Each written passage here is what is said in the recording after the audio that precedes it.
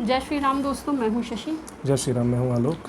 और स्वागत है आपका धर्म संवाद के इस एपिसोड में। आज हम चर्चा और गीता ज्ञान में अध्याय 6 का श्लोक नंबर 40 करेंगे। श्लोक नंबर 39 और 38 में अर्जुन ने भगवान श्री कृष्ण से जो वे योग पर ज्ञान दे रहे थे उसके बारे में उन्होंने क्वेश्चन किया था कि ये मन बहुत चंचल है और इसके रहते मैं योग को प्राप्त नहीं कर सकता हूँ, और ऐसे ही बहुत सारे अपने संशय बता रहे थे। और उन्होंने बोला कि इन संशयों का आप छेदन कीजिए, आप मेरे संशय का निवारण कीजिए। तो अब ये जो श्लोक नंबर 40 है, इसमें श्री कृष्ण उनके संशयों का निवारण कर रहे हैं, वो आगे की बातें बता रहे हैं, योग पर ही वो अभी ज्ञान दे रहे हैं। तो श्लोक नंबर 40 कुछ ऐसे है। श्री भगवान उवाच पार्थ नैवेह नामुत्र विनाशस्तस्य विद्यते ना ही कल्याण कृत कश्चित दुर्गतिम तात गच्छति। श्री भगवान बोले, हे पार्थ, उस पुरुष का ना तो इस लोक में नाश होता है और ना परलोक में ही, क्योंकि हे प्यारे, आत्मोद्धार के लिए अर्थात भगवत प्राप्ति के लिए कर्म करने वाला कोई भी मनुष्य दुर्गति को प्राप्त नहीं होता है। तो पिछले श्लोक में जैसा मैंने बताया, उस संशय का निवारण करने के लिए अर्जुन ने पूछा था, और उनका संशय यही था कि जो व्यक्ति योग में लगा हुआ है और बीच में आधे रास्ते तो मतलब आधी ज़िंदगी तो उसने योग का पालन किया और बाद में भटक गया, तो उसका क्या होगा। और दूसरा वो जिसकी योग में श्रद्धा है, लेकिन श्रद्धा होने के बाद भी वो उस रास्ते पर चल नहीं पा रहे क्योंकि उसका मन इतना चंचल है, वो उसको उस रास्ते पर जाने नहीं दे रहा है। तो इन दोनों के बारे में उन्होंने क्वेश्चन किए थे कि इनका क्या होगा। एक तो वो जिसने, सबसे इंपॉर्टेंट क्वेश्चन उसी के लिए, जिसने काफ़ी रास्ते योग का रास्ता अपनाया काफ़ी टाइम तक, उसके बाद जब भटक गया। तो श्री कृष्ण भगवान उनको बता रहे हैं कि ऐसा पुरुष का इस लोक में ना नाश होता है और ना ही परलोक में। मतलब जो व्यक्ति योग साधना कर चुका है, उसकी योग में श्रद्धा है, अगर वो बीच में कभी भटक जाता है तो ऐसा नहीं कि उसका कुछ बहुत बुरा हो जाएगा। हाँ, वो भटक जाएगा तो उसकी लाइफ तो ख़राब हो जाएगी, लेकिन उसका विनाश नहीं होगा, उसका अंत वैसा नहीं होगा जैसा उस व्यक्ति का होता है जो योग के रास्ते पर कभी गया ही नहीं। क्यों? क्योंकि वो भगवान के रास्ते पर चलने की, उसने बहुत समय तक वो भगवत प्राप्ति के मार्ग पर चला है। क्योंकि वो भगवत प्राप्ति के मार्ग पर बहुत टाइम तक चला है, इसलिए उसका विनाश होना असंभव है। वो बेशक कुछ टाइम के लिए भटक गया हो, भौतिकता में पढ़कर, शारीरिक प्रभावों में पढ़कर या इंद्रिय विषयों में पढ़कर या मन के प्रभाव में आकर वो हो सकता है भटक गया हो, लेकिन जो योग का रास्ता उसने अपनी आधी ज़िंदगी अपनाया था, उसने उसकी अंतरात्मा पर, उसके चित्त पर बहुत गहरा असर डाला है, और वो कभी ना कभी निखर कर सामने आएगा, जिसकी वजह से उसका जो विनाश होने, जो लोगों का जो विनाश होता है, जो नाश होता है, वो इसी वजह से होता है क्योंकि उनके अंदर ईश्वर और धर्म के प्रति जागृति नहीं रहती है, उनका जो चित्त है वो शुद्ध नहीं रहता है, उनका मन शुद्ध नहीं होता है, इसीलिए होता है। तो जो भटका हुआ है वो भटक तो गया है, लेकिन उसने पहले वो नॉलेज गेन करी थी, उसने वो सत्य को पहले जान लिया था, बीच में वो माया में पड़कर भटक गया, तो वो सत्य जो है वो उसके अंदर ऑलरेडी है, राइट। उसके अंदर जब सत्य ऑलरेडी है तो वो कभी ना कभी निकल कर सामने आएगा, और जब वो सामने आएगा तो उसका वो विनाश नहीं होने देगा। जब भी वो विनाश के मार्ग पर जाएगा, वो सत्य उससे रोकता रहेगा, उसको इस विनाश के मार्ग पे जाने से रोकता रहेगा। वो भटक सकता है लेकिन उसका विनाश नहीं हो सकता, वो नष्ट नहीं हो सकता। फिर चाहे इस लोक की आप बात करें, जिसे हम नॉर्मल साइंटिफिक लोग ज़्यादा जिसको मानते हैं, जो अनपढ़ साइंटिस्ट होते हैं, वो जो बोलते हैं ना कि हम साइंस को मानते हैं, हम पुनर्जन्म वगैरह को नहीं मानते, उनके लिए उन्होंने बताया है कि इस लोक में भी उसका नाश नहीं होता। मतलब इस लोक में भी अगर वो कुछ गलत रास्ते पर चला जाता है तो वो गलत रास्ते पर चलता ही नहीं जाएगा, क्योंकि वो जो उसने पहले गेन किया है वो उसके चित्त से निकल कर सामने आएगा, और जब वो निकल कर सामने आएगा तो उस गलत रास्ते जहाँ पर भटका था और भटकाव से वापस सही रास्ते पर आ जाएगा। रही बात परलोक की, तो जो लोग परलोक को मानते हैं, जो पुनर्जन्म को मानते हैं, जो ईश्वर को मानते हैं, उनके लिए ये बात है कि अगर कोई इंसान इस तरह की हरकत करता है कि पहले वो भगवत प्राप्ति के मार्ग पर है और बाद में भटक जाता है, तो भी उसको जो उसने उतना कर्म किया है उसका फल तो मिलेगा। तो परलोक में जाने के बाद भी वो किसी गलत जगह पर नहीं जाएगा, उसको उसका अच्छा फल ही मिलेगा। यहाँ पर दो चीज़ें हैं। अभी एक बात जो तुमने बोली है कि जो भगवत प्राप्ति के रास्ते पर है उसके लिए अगर कर्म कर रहा है, जो भगवान भी कह रहे हैं, तो उसका तो उद्धार होगा ही होगा। उसको ना तो यहाँ कष्ट मिलेगा, ना ही दूसरे लोक में कष्ट मिलेगा, ना जिंदगी के साथ जिंदगी के बाद दोनों ही टाइम में उसको उसकी दुर्गति नहीं होगी, भगवान बोल रहे हैं। बट वहाँ पर भगवान क्लियर भी कर रहे हैं, जो आत्म उद्धार के लिए, आत्मा के उद्धार के लिए, स्वयं के आत्मा स्वरूप जो है, आत्म स्वरूप है, उसके उद्धार के लिए जो कर्म कर रहा है, वो जो इंसान है, वो जो कर्म करेगा वो वाला नहीं जो स्टार्टिंग में दिखावे के लिए पूजा पाठ कर रहा है, उसके बाद एक टाइम जब उसके साथ कुछ बुरा हो जाए तो बोले अरे ये तो बेकार है, पूजा पाठ करना तो बेकार है, हम तो करेंगे ही नहीं। नहीं, यहाँ पर योग के रास्ते पर जो चल रहा है उसकी बात हो रही है, पाखंड जो कर रहा है उसकी बात नहीं हो रही। जो सच में योग करने वाले की बात नहीं हो रही है, योग की बात हो रही है। तो जो व्यक्ति योग के रास्ते पर है वो अगर भटक जाता है, ऐसे लोग भटकते नहीं, बहुत कम चांसेस होते हैं ऐसे लोगों के भटकने से, लेकिन फिर भी अगर वो भटक जाता है तो उसका कोई विनाश नहीं होता। और सबसे बड़ी बात है जो योग के रास्ते पर सच में है उसके भटकने के चांसेस नेग्लिजिबल होते हैं। एग्जैक्टली तो यहाँ पर उन व्यक्तियों की, उन लोगों की बात की जा रही है जो योगी हैं, जो या तो योगी बनने के रास्ते में हैं, मतलब उस पथ पर कार्यरत हैं, या फिर योगी बन चुके हैं। बट उन लोगों की बात नहीं हो रही है जो सिर्फ पूजा करते हैं और भगवान को चढ़ावा चढ़ाते हैं, व्रत रखते हैं, ये सब करते हैं, क्योंकि उसके बदले वो कुछ ना कुछ मांग लेते हैं। कुछ मटेरियल, कुछ भौतिक प्राप्त करने के लिए जो करते हैं वो योगी नहीं है। हाँ बिल्कुल, जो निस्वार्थ भाव से कर्म करने में विश्वास रखते हैं, जो समभाव रहते हुए कर्म करते हैं, जो निष्काम भाव से कर्म करते हैं, ये उन योगियों की बात है। तो ऐसे जो लोग होते हैं जिनका ऑलरेडी इस पथ पे जाने का मतलब ही ये है कि उनका अपनी बॉडी पे कुछ ना कुछ कंट्रोल तो हो ही चुका है ना, अगर वो अग्रसर भी हैं उस पथ पर। राइट। तो अगर ऐसा है तो उसके बाद में अगर उनको कभी लगा भी कि अरे यार इससे कोई फायदा नहीं है, तो भी वो जो नॉलेज है, वो जो कंट्रोलिंग पावर है, वो थोड़ी ना खत्म हो जाएगी। नहीं, ये यहीं पे तो गड़बड़ हो रही। उनको ये कभी नहीं लगता कि इससे कुछ नहीं होगा, वो बस भटक जाते हैं माया में पड़कर। उनको ये कभी नहीं लगता इससे नहीं होगा, लेकिन वो एक ऐसे रास्ते पर कई बार, जैसे तुम ज्ञान प्राप्त करते करते करते करते एकदम से तुम्हें कुछ और माया दिख गई तो तुम उसकी तरफ चल पड़े और तुम भूल गए कि मेरा रास्ता ये था। वो उस तरह से भटक सकता है योगी। वो जो ये बता रही हैं, वो जो तरीका है वो भटकने वाले का उनका है, जो लोग पाखंड करते हैं, या मान लो रिलीजियस लोग जो होते हैं जो पूजा पाठ करते हैं, जो आज दुर्गा माता की धूप बत्ती जला रहे हैं, उनका एक महीना में कोई कष्ट आ जाता है तो वो कल हनुमान जी के पास पहुंच जाते हैं, फिर थोड़ा कष्ट आता है, फिर वो शिव जी के पास पहुंच जाते हैं, फिर और कष्ट आता है तो कहते हैं इनसे कुछ नहीं होगा, कल से कलमा पढ़ना शुरू कर देते हैं। फिर जब थोड़ा और समय लगता है इसमें भी कुछ नहीं हो रहा तो फिर हालेलुया करने लग जाते हैं। तो ये इनकी बात कर रहे हैं। तो वो लोग जो होते हैं वो रिलीजियस लोग होते हैं, जो जिनको ऐसा लगता है कि मेरे जीवन में जो कष्ट आ रहा है उस कष्ट को दूर करने के लिए वो धूप बत्ती जला रहे हैं। वो ये नहीं समझते कि वो धूप बत्ती जलाने से कष्ट नहीं दूर होगा, वो श्रद्धा होने से, सत्य को जानने से, इस ईश्वर से कनेक्ट करने से वो होगा। वो बार बार रिलीजन पे रिलीजन बदलते रहते हैं, उनको हासिल कुछ नहीं होता है। तो ये तुमने जो बात की वो उनके बारे में है, लेकिन जो योगी है वो एक्चुअली सत्य के मार्ग पर है, उसको ज्ञान है, सब कुछ हो गया है, लेकिन माया बहुत प्रबल होती है, वो किसी को भी भटका सकती है। तो माया जो है उसको वहाँ से चलते चलते चलते तो एकदम से कहीं और लेके चली जाती है। जैसे आप कभी भी सपोज आप फ़ोन पे भगवत गीता पढ़ रहे हैं और कहीं कोई इरोटिक सी वीडियो आ जाए, कुछ लोगों को भटका सकती है। बिल्कुल राइट। हो सकता है आप पढ़ते ठीक है इसको बाद में पढ़ूंगा, थोड़ा सा देख लेता हूँ, तो फिर आप जब देखने इंस्टाग्राम पे आप गए देखने लग गए तो फिर स्क्रॉल चलता रहेगा और भगवत गीता साइड लाइन हो जाएगी। तो वो उस तरह का कुछ होता है। एग्जैक्टली ये नहीं होता है, इतनी आसानी से वो लोग नहीं भटकते हैं, लेकिन ऐसा ही कुछ होता है कि आप एक सतमार्ग पर चल रहे हैं, आपको पता है ये सही रास्ता है और आपको ये समझ आ रहा है, बट होता क्या है कि कुछ एक माया का प्रभाव एकदम से आता है और आप भटक जाते हैं उसमें। तो उस तरह के जो लोग होते हैं, जो ऐसे योगी होते हैं जो, और ये बहुत कम होते हैं, तो जो इस तरह के योगी होते हैं जो किसी भी माया के प्रभाव में पड़ने से भटक जाते हैं, गलती से भटक जाते हैं, उनका नाश इस लोक में होता है, ना तो परलोक में होता है। दुर्गति नहीं है, दुर्गति नहीं होती है। नाश तो हो गई, खत्म तो होंगी। नहीं, नाश तो हो ही नहीं सकता, वो वाला नाश नहीं है। हाँ एग्जैक्टली, तो वो है, दुर्गति नहीं होती, दुर्गति नहीं होगी। हाँ, क्योंकि मन शुद्ध हो जाता है, कर्म उनके शुद्ध रहते हैं, तो उसके बाद इतना आसान नहीं होता। भले आप माया में चले जाओ, लेकिन फिर भी वो जो कर्म है, जो आप शुद्ध कर्म करते हो, वो इतनी जल्दी अशुद्ध नहीं होते हैं, क्योंकि हमारी प्रवृत्ति बन जाती है ना अच्छी करने की कर्म, तो हम इतनी जल्दी वो गंदे कर्मों में जा ही नहीं सकते। भले ही माया, वो अलग बात है कि हाँ ठीक है, हम भोग के लिए कुछ ना कुछ काम करेंगे, आपको भटका देती है। हाँ। मैं वही बोल रहा हूँ ना। तो योगी जो उन्होंने बताया कि वो अभी जो हम बात कर रहे थे कि आपका चित्त इतना पवित्र हो चुका होता है कि आप भटक तो जाते हो, स्क्रॉल करते करते चले तो जाते हो, लेकिन फिर जब एक बार एक जगह पे ऐसे पहुंचते हो जब वो कहता है कि सामने वाला जो भी उस स्क्रीन के दूसरी तरफ से जो आपको मैसेज भेज रहा है, जो आपको रील डाल रहा है, जो कुछ भी कर रहा है, जब वो आपको मैसेज भेजता है कि come and connect with me, या फिर meet me it's this place, और जो भी कुछ भी है, या आपसे पैसे की डिमांड करता है कि I will send you the videos और समथिंग लाइक दैट, तो जब वो सिचुएशन आती है तब आपका चित्त फिर से जागृत होता है कि अरे नहीं, ये तो मैं कहाँ पहुंच गया, मैं तो भगवत गीता वाला आदमी। तो ऐसा कुछ होता है उनके साथ। तो ये हो गया है अध्याय 6 का श्लोक नंबर 40। अब हम श्लोक नंबर 41 पढ़ेंगे, अध्याय 6 का। प्राप्य पुण्यकृतां लोकानुषित्वा शाश्वती समाः शुचीनां श्रीमतां गेहे योगभ्रष्टोऽभिजायते।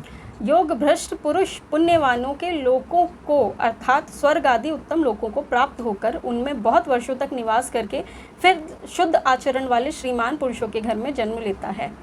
तो भगवान यहाँ पर फिर उसके नेक्स्ट में ही ये क्लियर कर रहे हैं कि भले ही वो योग भ्रष्ट हो गया हो। ये परलोक का एग्जाम्पल है। श्लोक नंबर 41 में परलोक का एग्जाम्पल दिया जा रहा है कि परलोक में नाश नहीं होता है। जो पिछले श्लोक में भगवान कृष्ण ने बोला था कि जो योगी व्यक्ति होता है जो बीच मार्ग पर भटक जाता है तो उसका ना इस लोक में नाश होता है ना परलोक में नाश होता है, दुर्गति नहीं होती, किसी भी लोक में उसकी दुर्गति नहीं होती। तो जो श्लोक नंबर 41 है वहाँ पर दूसरे लोक में परलोक में उसकी दुर्गति कैसे नहीं होती ये बताया जा रहा है। और परलोक में दुर्गति ऐसे नहीं होती कि वहाँ पर भी उसको स्वर्ग मिलता है, और इस लोक में भी जब वो स्वर्ग भोगने के बाद आता है तो किसी अच्छे, यहाँ बोल रहे हैं ना कि उसके बाद भी वो शुद्ध आचरण वाले श्रीमान पुरुष के घर में जन्म लेता है। तो जब वो उसका जब जन्म होगा, पहले तो यहाँ से जब वो गया ऊपर तो वहाँ पर भी एक तो जब यहाँ पर है, वो स्टार्ट यहाँ से करते हैं, जब यहाँ पर है वो योग कर रहा है, योग में लगा हुआ है, अगर वो वहाँ से भ्रष्ट हो भी जाता है तो भी एक तो उसका शुद्ध आचरण इतनी जल्दी छूटेगा नहीं, जो हमने पिछले श्लोक में बताया है। साथ में जब उसकी मृत्यु हो जाएगी तो जब वो परलोक में जाएगा तो भी वहां पर उसको स्वर्ग भोगेगा वो, क्योंकि उसके शुद्ध आचरण थे उसकी वजह से। उसके बाद भी जब उसका टाइम पूरा हो जाएगा, जो उसके अच्छे जो कर्म थे उसका जो टाइम पूरा हो जाएगा, उसके बाद जब वो दोबारा जन्म लेगा तो भी वो ऐसे इंसान के, ऐसे पुरुष के घर में जन्म लेगा जिसका आचरण शुद्ध होगा। मतलब भगवान बोल रहे हैं कि तुमने जो छोड़ दिया था ना, वहां से योग का जो पद छोड़ दिया था, वो तुम नेक्स्ट जन्म में कंटिन्यू कर सकते हो। राइट। तो तुमको ऐसी जगह पे जन्म दिया जाएगा कि वो आपका वो स्कूल होगा जो अच्छा जहाँ से छोड़ा था आपने वहीं से हम यहाँ से शुरू करेंगे। 9th क्लास पे छोड़ा है तो हम 9th पे ही स्टार्ट करेंगे, वहीं से शुरू करेंगे, क्योंकि आपको ऐसे परिवार में जन्म मिलेगा। अगला जन्म जो आपको ऐसे परिवार में मिलेगा जहाँ पर वो लोग ऑलरेडी उसी तरह की विचारधारा के, उसी तरह के संस्कारों के होंगे, जो आपके अंदर वही संस्कार स्फुरित करने लग जाएंगे जिनके बारे में आपको आधा नॉलेज हो चुका है, आप आधे रास्ते चल चुके हो। तो बस आपको मतलब एक तरह से यह है कि आप योग के रास्ते पर थे, भटकने के बाद ऐसे ही ज़िंदगी माया में गुजार दी और उसके बाद आपका शरीर छूट गया, फिर आपने को भगवान ने नया शरीर दिया और नया शरीर देके आपको उसी जगह पे रख दिया, उसी रास्ते पर लाके रख दिया जहाँ से आप भटके थे, सो दैट आप इस रास्ते अब चले जाओ। ऐसे कुछ होता है बस। तो जिस क्लास में छोड़ा जाएगा उसी क्लास में दोबारा आपको भेजा जाएगा। यहाँ पर सबसे बेस्ट पार्ट ये है कि आपको 0 से स्टार्ट नहीं करना होगा, क्योंकि आपके घर में जो लोग होंगे वही आपको 0 से 9 तक का सिलेबस पढ़ा देंगे। उसके बाद जब आप पढ़ोगे तो उसके ऊपर ही जाओगे, उसके नीचे नहीं जाओगे। सबसे अच्छी चीज़ ये है। तो ये हो गया है श्लोक नंबर 41 अध्याय 6 का। श्लोक नंबर 42 पढ़ेंगे अध्याय 6 का। ठीक है। श्लोक नंबर 42 है, अथवा योगिनामेव कुले भवति धीमताम एतद्धि दुर्लभतरम लोके जन्म यदि दृशम। अथवा वैराग्यवान पुरुष उन लोकों में न जाकर ज्ञानवान योगियों के ही कुल में जन्म लेता है, परंतु इस प्रकार का जो यह जन्म है सो संसार में निसंदेह अत्यंत दुर्लभ है। तो एक तो भगवान ने पहले बता दिया कि एक तो ऐसा पुरुष होता है जो स्वर्ग वगैरह भोगेगा और उसके बाद फिर नीचे चला जाएगा किसी अच्छे इंसान के घर में, जिसका आचरण शुद्ध होगा उसके घर में जन्म लेगा। 41 में बताया। 42 में वो बोल रहे हैं कि या फिर ऐसा होगा कि वो किसी वैराग्यवान पुरुष, वो जो वैराग्यवान पुरुष है उन लोगों में ना जाकर, मतलब वो जो पदभ्रष्ट हो गया था वो जो बंदा है, वो उन लोगों में ना जाकर ज्ञानवान योगियों के ही कुल में जन्म लेगा। मतलब उतना ही श्रेष्ठ जो लोग हैं उन्हीं के घर में ही जन्म लेगा, बट ऐसा रेयर होता है। वो स्वर्ग नहीं जाएगा। स्वर्ग में जाकर के वो ये जो दूसरी कंडीशन वो बता रहे हैं, तो ऐसा पहले कंडीशन श्लोक नंबर 41 में बताई गई थी और श्लोक नंबर 42 में वो ये बता रहे हैं कि जो ऐसा वैराग्यवान पुरुष है तो वो उन लोगों में नहीं जाएगा, अर्थात तो स्वर्ग आदि लोगों का भोग नहीं करने जाएगा, क्योंकि पिछले में बताया था कि स्वर्ग आदि लोगों का भोग करने के बाद फिर वो किसी अच्छे ब्राह्मण परिवार में, मतलब अच्छे सत्पुरुष के घर में जन्म लेता है।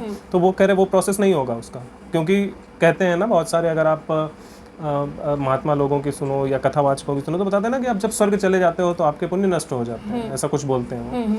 तो that is a different thing. हाँ, क्योंकि आप वहाँ पुण्य भोगने जाते हो तो आपका अकाउंट खाली हो जाता है, ऐसा कुछ बोलते हैं।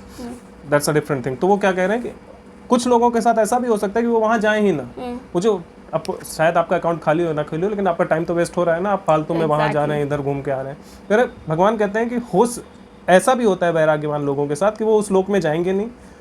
ऐसा नहीं कि पहले वो वहाँ जाएंगे, भोग करेंगे, उसके बाद वापस आएंगे किसी पुण्यवान व्यक्ति के घर में जन्म लेंगे, ऐसा नहीं कह रहे। वो ऐसा कुछ लोगों के साथ ऐसा होता है कि वो यहाँ से इस जगह से भटका, उसका शरीर छूटा वो जो नया शरीर उसने धारण किया, वो शरीर धारण उस परिवार में आकर उसने किया जो पहले से ही वैराग्यवान है, जो पहले से ही योगी जन है, जो उच्च पद पर, माता उच्च पिता, लेवल के जिन माता पिता के घर में उसने जन्म लिया वो खुद ही योगी हैं।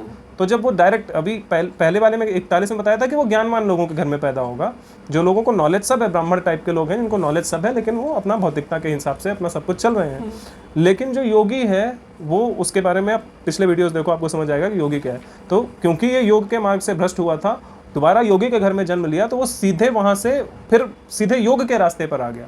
पहले 41 में क्या, वो धर्म के रास्ते पर आके छोड़ा था, वो उससे योग के रास्ते पर जाएगा। यहाँ पर उसको सीधा योग के रास्ते पर ही लाकर छोड़ दिया कि अब तुम जहाँ पे छोड़ी थी वहीं से आगे बढ़ना शुरू कर दो। लेकिन वो इसमें ये कहते हैं कि लेकिन जो इस प्रकार का जन्म होता है ये मिलना बहुत ही दुर्लभ है, ये रेयर केस में होता है, ऐसा जनरली होता नहीं।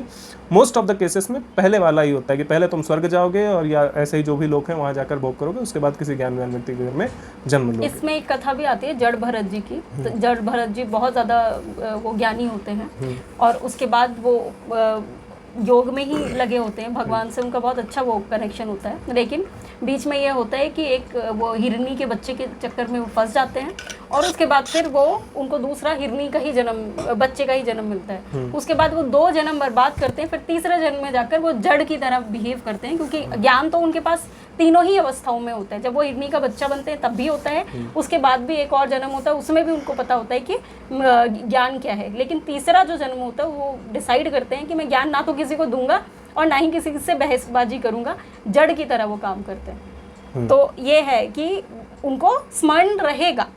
लेकिन यहाँ पर भगवान वही बोल रहे हैं कि इस तरीके से या तो तुम जाओ कि पहले भोगो, फिर नीचे आओ, फिर ऊपर जाओ, फिर नीचे आओ, या फिर तो ये वाला है कि वैराग्यवान पुरुष के ही घर में तुम जन्म लो, सीधे योगी के घर में तो फिर आप इसी लेवल पे जाओगे। फिर इस लेवल से स्टार्ट नहीं करना होगा। लेकिन ये आपके कंट्रोल में नहीं है। हाँ एग्जैक्टली, ऐसा दुर्लभ केस है। हो भी सकता है, नहीं भी हो सकता है, लेकिन आप ऐसा नहीं कर सकते कि मैं इतना करूंगा तो ये, क्योंकि जब आप इसमें आओगे कि मैं इतना करूंगा तो ये मिलेगा, तो कुछ नहीं मिलेगा, क्योंकि तब तो आप वैसे भी मटेरियलिस्टिक हो गए ना। तो ये है श्लोक नंबर 42। अब इसके बाद हम करते हैं श्लोक नंबर 43। तो श्लोक नंबर 43 है तत्र तम बुद्धि संयोगम लभते पौर्वदेहिकम यतते चा ततो भूयः संसिद्धो कुरुनंदन। वहाँ उस पहले शरीर में संग्रह किए हुए बुद्धि संयोग को अर्थात समबुद्धि रूप योग के संस्कारों को अनायास ही प्राप्त हो जाता है और हे गुरुनंदन, उसके प्रभाव से वह फिर परमात्मा की प्राप्ति रूप सिद्धि के लिए पहले से भी बढ़कर प्रयत्न करता है। ठीक है, तो सेम वही चीज जो हमने पहले बताई थी। हाँ, इसमें श्लोक नंबर 42 को कंटिन्यू किया जा रहा है, उसके बारे में समझाया जा रहा है। जैसे श्लोक नंबर 42 में भगवान ने ये बताया था कि कुछ जो योगी होते हैं जो योग मार्ग से भ्रष्ट हो जाते हैं, तो उसके बाद क्या होता है कि उनका जो अगला जन्म होता है वो योगी के घर में ही होता है। तो वो उसके आगे बता रहे हैं कि जब उसका घर जन्म योगी के घर में ही होता है तो क्या होता है, पहले से उसके चित्त में वो संस्कार हैं, वो योग की प्रवृत्ति है उसके अंदर, चित्त में तो ऑलरेडी है उसके ना, वो लेके, क्योंकि पहले उसने वो कर्म किया है, तो वो चीज़ उसके साथ आएगी, उसको मिलेगी, अगले जन्म में वही मिलता है जो आप पहले करके आए हो, तो वो चीज़ उसके अंदर होगी।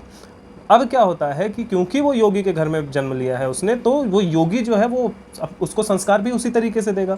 जब योगी उसको वही संस्कार देता है जिस जो उसके अंदर, जो उसके चित्त में ऑलरेडी स्टोर्ड है, उसकी बैकएंड मेमोरी में ऑलरेडी पड़ा हुआ है, जब ये उसी को बताता है तो ये एकदम से कनेक्ट हो जाता है।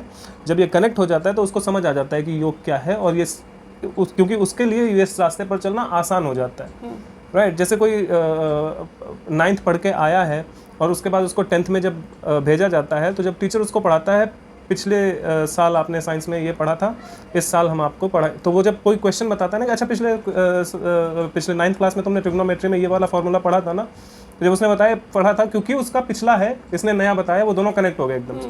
तो सेम केस यहाँ भी होता है, क्योंकि उसके पास पिछला है नॉलेज, पहले वो योग कर चुका है पिछले जन्म में, जब उससे ही रिलेटेड कोई नई चीज़ इस जन्म में उसके योगी माता पिता बताते हैं, तब वो धीरे धीरे उसका जो अंदर का जो ज्ञान है, जो योग की जो उसकी प्रवृत्ति है, वो जागृत होने लग जाती है, क्योंकि वो ऑलरेडी उसके अंदर थी, क्योंकि वो पहले उसको प्रैक्टिस कर चुका है।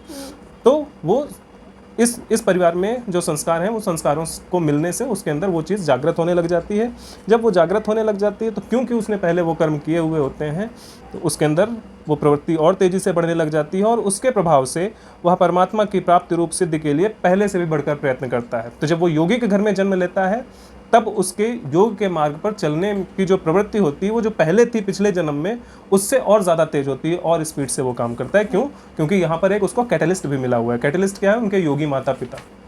तो वो उसको जितनी स्पीड से करना चाहिए उससे ज़्यादा स्पीड से वो करने लग जाता है, क्योंकि यहाँ से उसको और एक्स्ट्रा इन्फोर्समेंट मिल रहा है इस तरह से। तो ये हो गया श्लोक नंबर 43। 44 में आगे देखते हैं क्या है। तो श्लोक नंबर 44 है, पूर्वाभ्यासेन तेनैव ह्यते ह्यवशोऽपि सः जिज्ञासुरपि योगस्य शब्द ब्रह्माति वर्तते।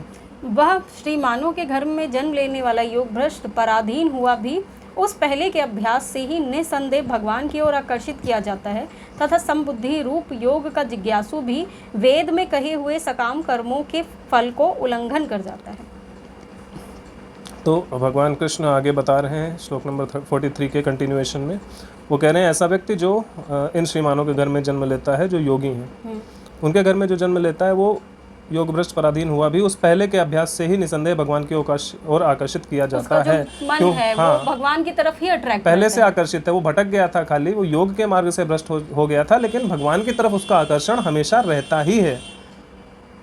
एक एग्जाम्पल के तौर पे अगर देखें तो सती माता का जो पहला जन्म था, उसके बाद जब दूसरा जन्म था तो भी वो शंकर जी के प्रति ही आकर्षित थी।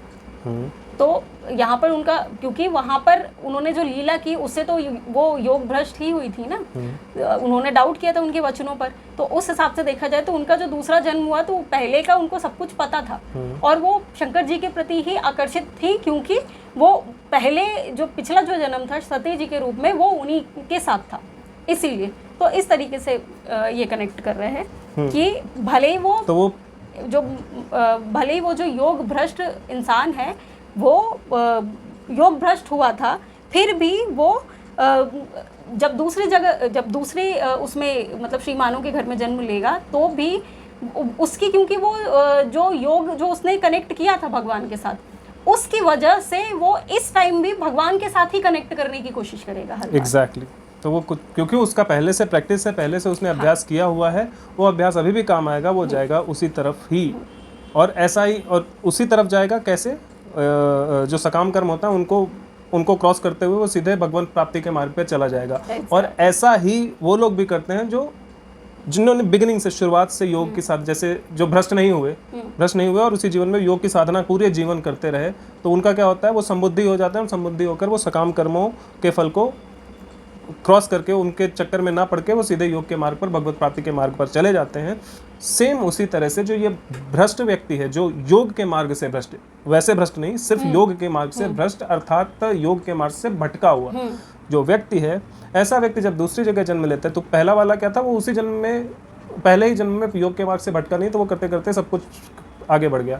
इसको ये बोल रहे क्योंकि ये भटक गया था। तो जब दूसरे जन्म में ये योगी घर में इसने जब जन्म लिया, दूसरा जन्म जब योगी के घर में लिया, तब ये उसी स्थिति को प्राप्त होगा जिस स्थिति को कंटिन्यूएशन में करता हुआ वो पिछले जन्म वाला प्राप्त हुआ था। मतलब ये भी सकाम कर्मों को त्याग देगा, इसको ज़्यादा फर्क नहीं पड़ेगा उनसे, क्योंकि इसको अभ्यास हो चुका होगा और ये भगवत प्राप्ति के मार्ग पर चलता जाएगा और अपनी योग की साधना को कंप्लीट कर लेगा। बेसिकली यहाँ पर एक चीज़ और बोल रहे हैं कि उसका जो मन है, उसका जो कर्म करने की जो आसक्ति है, वो कर्मों के फलों में नहीं रहेगी। जो हमारे शास्त्र हैं उसमें बहुत सारी चीज़ें कही गई हैं कि ये करो, जैसे व्रत रखो तो ये मिलेगा, ये करोगे तो ये मिलेगा, ये करोगे तो ये मिलेगा, दान करोगे तो पुण्य मिलेगा। ये सारी जो चीज़ें हैं ये सकाम कर्म में आती हैं, बेसिकली जो शास्त्रों में कही गई हैं। अच्छे कर्म बट सकाम कर्म है ये भी। तो वो यहाँ पर वही बोल रहे हैं कि उनका इन सकाम कर्मों में भी कोई वो नहीं रहेगा, मतलब आसक्ति नहीं रहेगी सकाम कर्मों के फलों में। हाँ, वही सकाम कर्म। मतलब सकाम मतलब कि उसके बदले कुछ मिले, उनके फलों में उसमें कोई आसक्ति रुचि वगैरह नहीं रहेगी। तो वो उनका भी उल्लंघन, मतलब कि वो सब छोड़ के पीछे उसके ऊपर निष्काम कर्म और उसके बाद अकर्म की जो अवस्था है उसको प्राप्त करेगा। ये है बिल्कुल। तो अकर्म की जो अवस्था होती है उसमें वो सर्व समर्पण होता है, उसमें मैं रहता ही नहीं है, उसमें वही की स्थिति ही वैसी होती है, कंप्लीट एकदम, जहाँ पर उसको कुछ भी, कोई फल नहीं चाहिए, कोई कर्म नहीं चाहिए, कुछ नहीं चाहिए, वो बस कर रहा है क्योंकि उसको करने लगा कि ये मुझे करना चाहिए इसलिए वो कर रहा है, उसको इसके फल से कोई मतलब नहीं होता। तो वही होता है। तो योगी दो प्रकार के जो हुए, एक जिसने एक ही जीवन में सब कुछ कर लिया, एक जो दो जीवन मिला के उसने वो किया, दोनों जाएंगे उसी रास्ते पर पहुंचेंगे वहीं। तो मैं ये कह रही थी कि एक जो संसारिक जो लोग होते हैं, जो भौतिकता में फंसे हुए हैं, वो शास्त्र निहित कर्म करते हुए पुण्य और जो भी पाप है वो कर्म करते हुए ग्रहण करते हैं। वो अपने पुण्य अर्जित करते हैं या तो पाप अर्जित करते हैं, वैसे ही। बट जो योगी है वो उसका पाप और पुण्य में विश्वास ही नहीं होता। पाप वो करता नहीं, पुण्य में उसका कोई वो ही नहीं है, इंटरेस्ट ही नहीं है। तो वो इसीलिए निष्काम कर्म और फिर अकर्म की फॉर्म में आ जाता है। तो उसका जब इन चीज़ों में इंटरेस्ट ही नहीं है, एक तो वो गलत काम नहीं कर रहा, सबसे बड़ी चीज़ ये है। तो भगवान का क्या यहाँ पर सब में भगवान सिर्फ एक ही चीज़ बोले, धर्मयुक्त कर्म करो। मुझे कोई फर्क नहीं पड़ता कि तुम क्या कर रहे हो, तुम शास्त्रों के हिसाब से कर रहे हो या नहीं कर रहे हो वो काम। जैसे बोल रहे हैं कि एकादशी को चावल नहीं खाने चाहिए, एक ही वो ले लें, शास्त्रों में लिखा हुआ है। ये शास्त्र नहीं, ये नियम के आधार पर, नियम शास्त्रों में मतलब धर्म होता है नहीं, बट हमारे जो पुराण वगैरह है उसमें ही लिखा हुआ है। हाँ, तो ग्रंथों में लिखा हुआ है कि एकादशी को चावल नहीं खाते। अगर आप चावल खाओगे मतलब कीड़े मकोड़े खा रहे हो, ऐसा। बट जिसको इन चीज़ों से फर्क ही नहीं पड़ रहा है कि मुझे पुण्य मिलेगा या पाप मिलेगा, वो सिर्फ अपने काम में कार्यरत है, उसको कोई फर्क नहीं पड़ रहा है इन चीज़ों से, पुण्य पाप इनसे नहीं। बेसिकली वो सही काम कर रहा है, बस उसको धर्म से मतलब है, वो धर्मयुक्त कर्म कर रहा है। तो उस केस में उसको कोई पाप नहीं लगेगा। इसका सिंपल सा मतलब ये है। वैसे ही यहाँ पर जो व्यक्ति है जो योगी है वो सकाम कर्मों में उसका इंटरेस्ट ही नहीं है, तो इसीलिए वो अब उससे गलती से भी एकादशी के दिन अगर वो चावल खा भी ले तो उसका कोई पाप नहीं लगेगा उसको। बट जो इस चीज़ को मानता है, जो इन कर्मों में लिप्त है, जो पाप और पुण्य में लिप्त होते हैं, उनको उसका फल भोगना पड़ेगा। ऐसा है बस, ठीक है। इसीलिए भगवान बोले कि उनका भी वो उल्लंघन कर जाता है, उसको पीछे छोड़ देता है, उसके बियॉन्ड चला जाता है। वो जो वेद हैं, वेदों में जो सकाम कर्म कहे गए हैं उनके बियॉन्ड चला जाता है, उससे परे हो जाता है वो, है ना। तो ये हो गया श्लोक नंबर 44। श्लोक नंबर 45 करते हैं। प्रयत्नाद्यत मानस्तु योगी संशुद्ध किल्बिषः अनेक जन्म संसिद्धस्तो याति पराम गतिम्। परंतु प्रयत्न पूर्वक अभ्यास करने वाला योगी जो पिछले अनेक जन्मों के संस्कार बल से इसी जन्म में संसिद्ध होकर संपूर्ण पापों से रहित हो, फिर तत्काल ही परम गति को प्राप्त हो जाता है।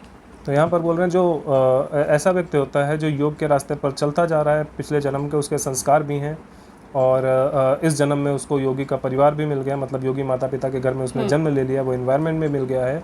तो जब वो यहाँ पर आने के बाद प्रयत्नपूर्वक अपना योग का अभ्यास करता रहता है तो उसके पिछले जन्म के जो संस्कार होते हैं वो उसको हेल्प करते हैं, पिछले जन्म की जो योग साधना उसने जितने भी टाइम की होती है वो उसको हेल्प करती है, वो सारी चीज़ें हेल्प करती हैं और फिर वो उनके हेल्प से इसी जन्म में जो भी उसका अगर कोई पाप उसने किए होते हैं, बीच में भटक गया तो कुछ गलतियां उससे हो गई होंगी, उन सारे पापों से वो तुरंत मुक्ति प्राप्त कर लेता है इसी जन्म में और इस मुक्ति को प्राप्त करके वो परम गति को प्राप्त हो जाता है, अर्थात भगवत प्राप्ति उसको हो जाती है। एग्जैक्टली। तो ये हो गया है श्लोक नंबर 45। श्लोक नंबर 46 करेंगे। तपस्वीभ्यो अधिको योगी ज्ञानिभ्यो तपस्विभ्यो अधिको योगी ज्ञानिभ्यो अपि मतो अधिकः कर्मिभ्यश्चाधिको योगी तस्माद् योगी भवार्जुन। योगी तपस्वियों से श्रेष्ठ है, शास्त्र ज्ञानियों से भी श्रेष्ठ माना गया है और सकाम कर्म करने वालों से भी योगी श्रेष्ठ है। इससे हे अर्जुन तू योगी बन। अब देखो यहाँ पर वही चीज़ बोल रहे हैं जो पिछले 44 श्लोक में कहा है कि वो शास्त्रों के भी परे चला जाता है। तो यहाँ पर वो यहाँ पर एक चीज़ मैं क्लैरिफाई करना चाहूँगा कि अब देखिए यहाँ पर भी वो लिखा गया है, हिंदी ट्रांसलेशन में शास्त्र ज्ञानी लिखा गया है, जबकि संस्कृत में लिखा है ज्ञानिभ्यो अपि। तो जो ज्ञानी जन है, ज्ञानी जन मतलब जिनके पास नॉलेज है, कलेक्शन ऑफ इन्फॉर्मेशन है जिनके पास, उनकी बात की गई। तो कह रहे हैं कि योगी जो है वो तपस्वियों भी से भी श्रेष्ठ है। जो लोग तपस्या करते रहते हैं उनसे श्रेष्ठ है योगी। कोई तपस्या नहीं करता, ना उसको कोई फल चाहिए, ना उसको कोई वो करना है, वो सिर्फ अपने ईश्वर से कनेक्शन में लगा रहता है। ये शास्त्र ज्ञानी हो, जिसे यहाँ शास्त्र ज्ञानी कहा गया है उसे सिर्फ ज्ञानी बोला जा रहा है, ज्ञानी व्यक्ति। ऊपर जो संस्कृत में ज्ञानी बोला गया, जो ज्ञानी बहुत ज्ञानी जिनको बहुत सारी चीज़ों की नॉलेज है उनसे भी श्रेष्ठ योगी होता है। क्यों? क्योंकि वो तो भगवत प्राप्ति उसको हो रही है, वो ईश्वर से कनेक्ट हो रहा है। यहाँ पर शास्त्र ज्ञानी इसीलिए भी बोला गया आलोक, क्योंकि जो एक्चुअल में आज के टाइम में जो ज्ञानी है ना वो सिर्फ वही है जो शास्त्रों को पढ़ के आते हैं, उनका मर्म तो नहीं समझते लेकिन सिर्फ पढ़ा हुआ होता है उनको। हाँ, व्हाटएवर, मतलब वही वो जो मैं बता रहा हूँ जो वहाँ पे लिखा हुआ है, संस्कृत में जो लिखा हुआ है और हिंदी में जो लिखा हुआ है, वो इसीलिए लिखा है वो शास्त्र ज्ञानी। तो वो ये बोल रहे हैं कि जो योगी है वो तपस्वियों से भी श्रेष्ठ है, जो तपस्या करते हैं उनसे श्रेष्ठ योगी होना है, भगवान से कनेक्ट करना है। जो ज्ञानी लोग हैं, जिन्होंने चलो शास्त्र ज्ञानी की बात करते हैं, जिन्होंने शास्त्र का ज्ञान है, धर्म का ज्ञान है, उनसे भी श्रेष्ठ उनको योगियों को माना गया है, राइट।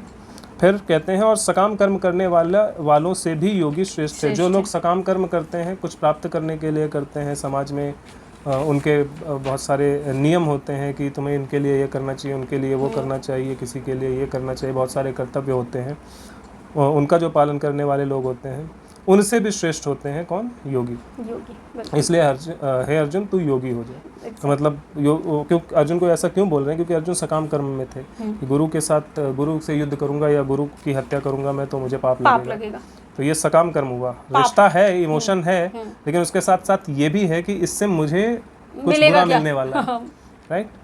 तो इसलिए वो उनको बोल रहे हैं शास्त्र ज्ञानी, क्योंकि जो लोग ज्ञानी जन दुनिया भर के जो बोल रहे होते हैं कि अपने से बड़ों को, अपने गुरु को, अपने पितामह की हत्या करने से आपको पाप लगेगा, अपने परिवार, जो पूरी कहानी अर्जुन ने जितने क्वेश्चंस पिछले चैप्टर्स में पूछे थे कि अपने भाइयों का तो मैं तो कुलघाती हो जाऊंगा, मैं ये हो जाऊंगा, वो हो जाऊंगा, तो कह रहे हैं हाँ ये सब तुमने किताबों में पढ़ा हुआ है ना, इससे भी श्रेष्ठ होता है योगी। तुम योगी बनो, किताबों में पढ़ी हुई बातों पर इतना मत जाओ, किताबों में और भी बहुत सारी चीज़ें लिखी हैं, तो वो मैं तुम्हें बता रहा हूँ। तो वो ये बताते हैं कि तपस्या करने वाला, और अर्जुन ने ये भी बोला था कि मैं जाके भीख मांग के खा लूंगा, कहीं जंगल में रह लूंगा जाके ऐसे, तो वो तपस्या होगी। तो वो जितनी चीज़ें अर्जुन ने बोली थी कि मैं ये सब चीज़ें हैं, तो उन्होंने बोला इन सबसे श्रेष्ठ योगी होना है। योगी होने का मतलब क्या है कि ईश्वर से इस तरह से जुड़ जाना कि आपको कोई मोह माया ना हो और सिर्फ वही कर्म करना जो ईश्वर चाहते हैं कि आप करें। तो ईश्वर क्या चाहते थे कि अर्जुन जो है अधर्मियों का नाश करें, और उस नाश के बीच में अगर उनका कोई इमोशन आ रहा है, कोई मोह आ रहा है, कोई माया आ रही है, या फिर कोई उनका क्या इच्छाएं जो होती हैं, एम्बिशंस होती हैं, वो अगर उसके बीच में आ रही है कि अरे मेरे को कहीं स्वर्ग की जगह नर्क ना मिल जाए, ऐसा कुछ जो कुछ भी आ रहा है, उन सब चीज़ों को साइडलाइन करो और जो मैं चाहता हूँ वो करो, और भगवान जो चाहते हैं वो ये है कि अधर्म का अंत करो। तो ये उनको समझाने के लिए श्री कृष्ण भगवान उनको बता रहे थे कि योगी आप बनो, और योगी बनना क्या है कि भगवान से इस तरह से जुड़ जाना कि जो भगवान चाहते हैं सिर्फ वही करना। तो ये हो गया श्लोक नंबर 46। अब हम आते हैं श्लोक नंबर 47 पे। श्लोक नंबर 47 है योगी नाम अपि सर्वेशाम मद्गतेनान्तरात्मना श्रद्धावान भजते यो माम सा मे युक्त तमो मतः। संपूर्ण योगियों में भी जो श्रद्धावान योगी मुझ में लगे हुए अंतरात्मा से मुझको निरंतर भजता है, वह योगी मुझे परम श्रेष्ठ मान्य है। इसका क्या मतलब हुआ? संपूर्ण योगी, देखो योगियों का भी वो होता है अभी एक, हाँ अच्छा, इसका मतलब ये है कि जो योग की साधना कर रहे हैं, बहुत सारे योगी हैं, तो वो योग की साधना कर रहे हैं बट वो फ्लक्चुएट हो रहे हैं, कभी ईश्वर तो कभी किताब में क्या लिखा है, कभी ईश्वर तो कभी उस किताब में क्या लिखा है, कभी ईश्वर तो कभी उन्होंने क्या बताया था, ऐसे जो फ्लक्चुएट हो रहे हैं, क्योंकि इनिशियली आप फ्लक्चुएट होगे, डायरेक्ट योगी नहीं बनोगे। तो वो कह रहे हैं जो इस तरह के योगी होते हैं जो फ्लक्चुएट होते रहते हैं, उन सब में मुझे सबसे प्रिय कौन से? ये भी मुझे प्रिय हैं क्योंकि ये कोशिश कर रहे हैं और धीरे धीरे ये वहीं तक पहुँचने वाले हैं जहाँ तक बाकी योगी पहुँचते हैं, जहाँ तक एक्चुअल में योगी को पहुँचना होता है।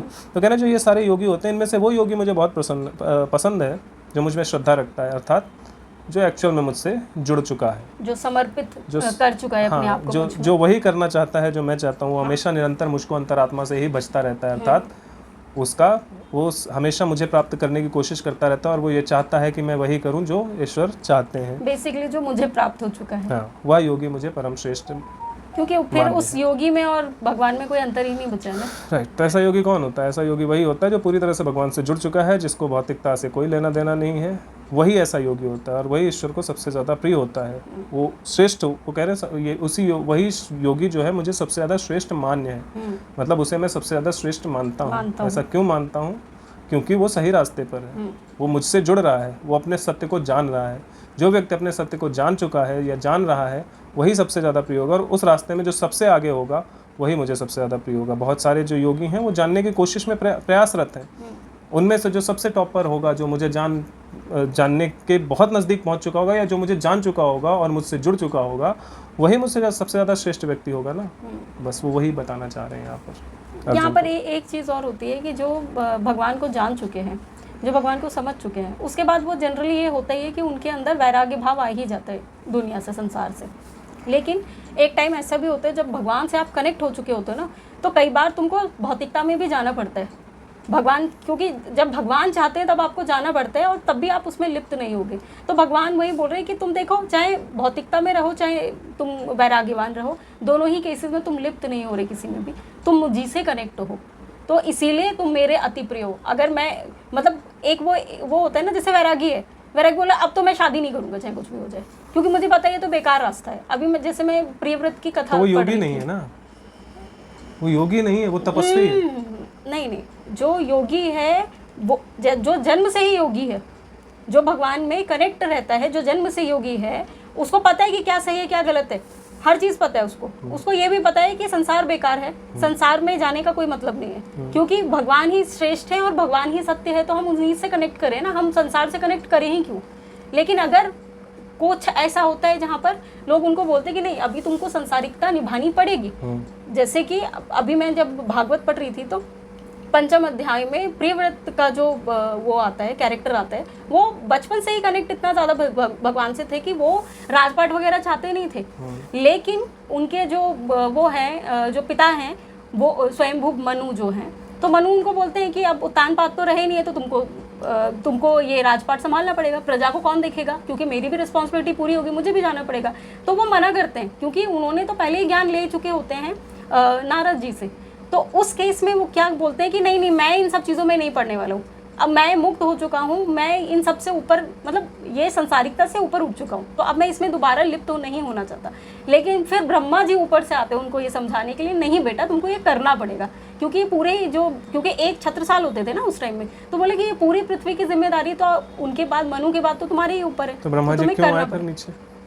क्योंकि वो अपना कर्म निभाए, क्योंकि वो योगी अभी तक नहीं बने थे। एग्जैक्टली, उनको ये समझाने के लिए। वो अभी योगी नहीं हुए थे। योगी होने का मतलब है कि उसको फर्क नहीं पड़ता, उसको ना किसी चीज का फल चाहिए, इनको फल चाहिए था, इसलिए ये वो कर्म करने से बच रहे थे कि मैं अगर इसमें जाऊंगा तो मैं इसमें फंस जाऊंगा।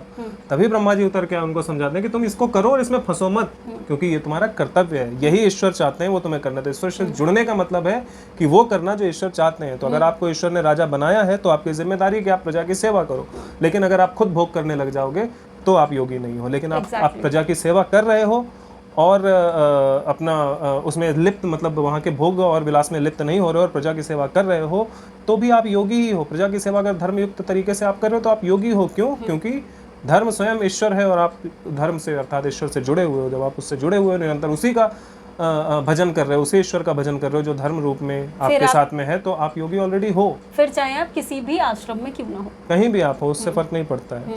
तो इसीलिए वो ब्रह्मा जी उतर कर आए थे नीचे, उन्होंने उनको बताया कि भैया करो ये, वरना तुम्हारा ये जो तुम सोच रहे हो। और सेम वही चीज तो अर्जुन को समझाई जा रही है कि तुम इतनी तुम इतनी बड़ी बड़ी बातें कर रहे हो, लेकिन तुम हो तो भौतिकता में ही कि मुझे ये नहीं मिलेगा, मुझे स्वर्ग नहीं मिलेगा, स्वर्ग भी तो भौतिक ही है, मुझे पुण्य नहीं मिलेगा, पुण्य भी भौतिक है। एवरीथिंग जो कुछ भी भौतिकता के, भौतिक वस्तुओं के आसपास जो है घूम रहा है, उसके चारों तरफ घूम रहा है, वो सब भौतिक है। लोग बोलेंगे कि इमोशंस तो भौतिक नहीं होते। क्यों नहीं होते भाई? इमोशंस आपके होते ही बॉडी की वजह से। तो जो बॉडी के इर्द गिर्द घूम रहा है वो तो भौतिक ही है। आत्मा एब्स्ट्रैक्ट इसलिए क्योंकि वो बॉडी के इर्द गिर्द नहीं घूम रही, बॉडी उसके इर्द गिर्द घूम रही है। तो ये भौतिकता और एब्स्ट्रैक्ट होने में, जिसको क्या बोलते हैं, दिव्य होने में, ये फर्क होता है जो अदृश्य है। तो हर अदृश्य चीज अभौतिक है ऐसा नहीं है। अदृश्य चीज अगर भौतिक चीज के इर्द गिर्द घूम रही है तो वो भी भौतिकता में ही आएगी। उसको आप अभौतिक नहीं बोल सकते, उसको आप दिव्य नहीं बोल सकते, अलौकिक, यस, अलौकिक नहीं बोल सकते। Correct word. इसीलिए हमेशा बीवी को साथ में रखना चाहिए, आई मीन वाइफ को या पत्नी को साथ में रखना चाहिए, क्योंकि सही टाइम पे सही शब्द ढूंढ के वो ला सकती है। तो आज का ये धर्म संवाद का विषय, मतलब तो भगवत गीता का आज का यहीं पे हम समाप्त करते हैं। ये डिस्कशन श्लोक नंबर 47 अध्याय 6 का हो चुका है। अध्याय 6 पूरा कंप्लीट हो चुका है। अध्याय 7 हम अगले वीडियो में करेंगे। तब तक के लिए जय श्री राम, जय श्री कृष्ण, हर हर महादेव, और वीडियोस देखते रहिए।